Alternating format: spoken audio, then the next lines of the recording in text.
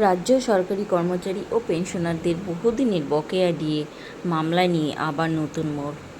এবার বকেয়া হিসাব মেটানোর জন্য বিশেষ একটি অনলাইন পোর্টাল চালুর পরিকল্পনা করছে রাজ্য সরকার। সেখানে কর্মীদের নিজেদের সার্ভিস বুক স্ক্যান করে আপলোড করতে হতে পারে। বিষয়টি ইতিমধ্যেই সুপ্রিম কোর্টে জমা দেওয়া রাজ্যের আবেদনে উঠে এসেছে। রাজ্য সরকারি কর্মচারী ও পেনশনারদের ডিএ বকেয়া মামলার বিষয়টি আবারও সুপ্রিম কোর্টে উঠেছে। গত 5 ফেব্রুয়ারির নির্দেশকে সামনে রেখে রাজ্য সরকার একটি মডিফিকেশন অ্যাপ্লিকেশন জমা দিয়েছে। তবে এই আবেদনের আগে নির্দেশ বাতিল করার দাবি করা হয়নি, বরং বকেয়া টাকা মেটানোর জন্য আরও কিছুটা সময় চাওয়া হয়েছে।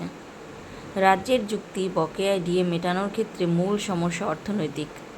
সামনে বিধানসভা নির্বাচন থাকায় গত 5 ফেব্রুয়ারি যে ভোট অনুষ্ঠিত অ্যাকাউন্ট পেশ করা হয়েছিল তাতে এই বকেয়া মেটানোর মতো পর্যাপ্ত অর্থ বরাদ্দ রাখা হয়নি। সরকারের তরফে বলা হয়েছে আগামী জুলাই 2026-এ পূর্ণাঙ্গ বাজেট পেশের সময় এই বকেয়ার হিসাব ধরা হবে। এর আগে আদালত নির্দেশ দিয়েছিল অবিলম্বে 25% বকেয়া ডিএ এবং বাকি অংশের প্রথম কিস্তি মেটাতে হবে। সেই নির্দেশ কার্যকর না হয় আদালত অবমাননার মামলাও হয়েছে। পুরো প্রক্রিয়া সম্পূর্ণ করার জন্য রাজ্য সরকার 31 ডিসেম্বর 2026 পর্যন্ত সময়সীমা চেয়েছে। ডিএ বকেয়ার হিসাব করতে গিয়ে একটি বড় প্রযুক্তিগত সমস্যার মুখে পড়েছে প্রশাসন।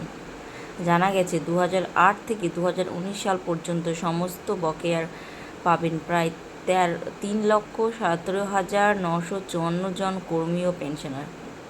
2016 সাল থেকে কর্মীদের বেতনের তথ্য অনলাইনে সংরক্ষিত রয়েছে, ফলে সেই সময়ের হিসাব তুলনামূলক সহজ। কিন্তু 1 এপ্রিল 2008 থেকে 31 ডিসেম্বর 2015 পর্যন্ত সময়ের বেতন সংক্রান্ত তথ্য এখনও সার্ভিস বুকে হাতে লেখা অবস্থায় রয়েছে। এই পুরনো তথ্যগুলো ডিজিটাল মাধ্যমে আনতে একটি বিশেষ অনলাইন পোর্টাল তৈরির সিদ্ধান্ত নিয়েছে রাজ্য সরকার। নতুন পোর্টাল চালু হলে কর্মীদের কিছু তথ্য নিজেরাই জমা দিতে হবে। তার মধ্যে গুরুত্বপূর্ণ কয়েকটি বিষয় হলো: সার্ভিস বুক আপলোড। কর্মীদের নিজেদের পুরনো সার্ভিস বুক স্ক্যান করে পোর্টালে আপলোড করতে হবে। বেসিক পে তথ্য। চাকরিজীবী ও পেনশনারদের নিজেদের মূল বেতন বা বেসিক পে তথ্য দিতে হবে। নিরাপদ লগইন ব্যবস্থা। পোর্টালে প্রবেশের জন্য ওটিপি এবং ইমেল ভেরিফিকেশন ব্যবস্থাও রাখা হবে। জানা গেছে 7 মার্চ 2026-এর মধ্যে পোর্টালের কারিগরি পরীক্ষা শেষ করার লক্ষ্য রাখা হয়েছে।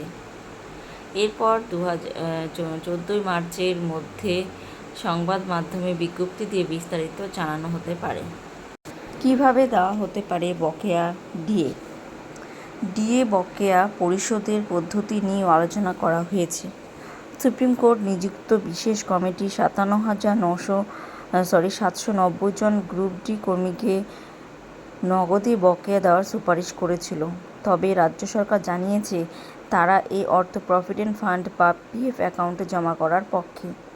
যদি গ্রুপ ডি কর্মীদের ক্ষেত্রেও পিএফে টাকা জমা করা হয়, তাহলে অন্যান্য শ্রেণীর কর্মীদের বকেয়াও এই একই পদ্ধতিতে দেওয়ার সম্ভাবনা রয়েছে বলে মনে করা হচ্ছে। তো বন্ধুরা, ভিডিওটি ভালো লাগলে অবশ্যই কিন্তু লাইক করে সাবস্ক্রাইব করতে ভুলো না। দেখা হচ্ছে নেক্সট কোনো ভিডিওতে। টিল দিন সবাই ভালো থেকো, সুস্থ থেকো। Thanks for watching.